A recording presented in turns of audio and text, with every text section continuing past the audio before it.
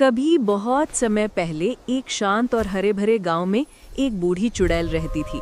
उसके बगीचे में ऐसे पौधे उगते थे जिनमें जादू छिपा था। उनमें से एक था रैपुंज़ेल नाम का पौधा। कोई भी उस बगीचे के पास जाने की हिम्मत नहीं करता था, क्योंकि सब कहते थे उसके बगीचे में जादू तो है, लेकिन उस जादू की कीमत बहुत भारी है।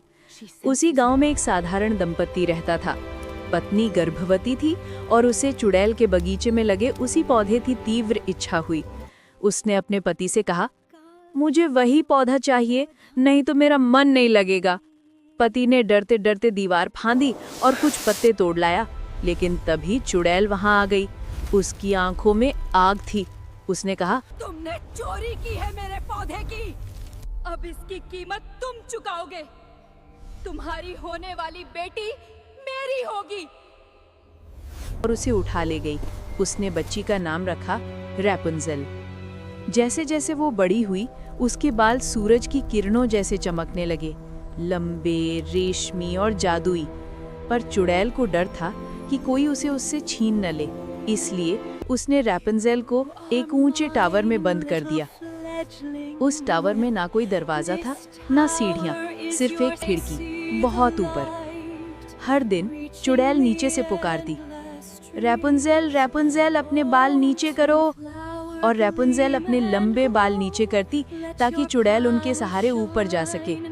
सालों बीत गए। रैपुंज़ेल अकेली थी, लेकिन उसकी आवाज में जादू था। वो गाती थी और उसकी गूंज दूर दूर तक जंगल में सुनाई देती थी। एक दिन एक राजकुमार उस जंगल से गुजरा।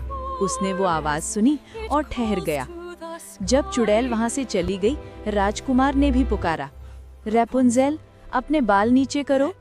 रैपुंज़ेल को आवाज जानी पहचानी नहीं लगी, पर उसने फिर भी अपने बाल नीचे कर दिए।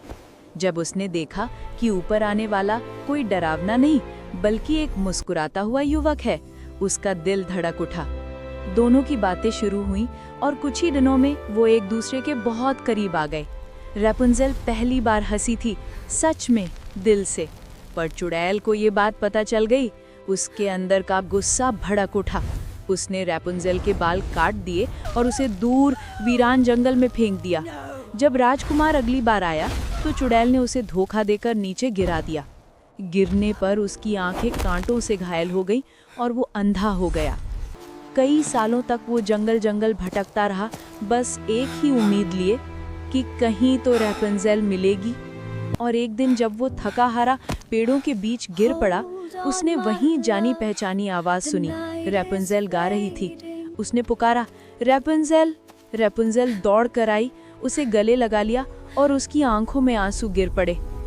वो आंसू किसी दवा से कम नहीं थे। राजकुमार की आंखें खुल गईं। उसे फिर से रोशनी दिखी और सामने थी वो जिससे वो सच्चा प्यार करता था। दोनों एक दूसरे का हाथ थामे अपने राज्य लौटे, जहां उन्होंने एक नई शुरुआत की, आज़ादी, प्यार और विश्वास की। और यूं रैपुंज़ेल की कहानी हमें सिखाती है, कैद कितनी भी ऊंची क्यों ना हो, सच्चा प्यार और उम्मीद हर दीवार पार कर सकती है।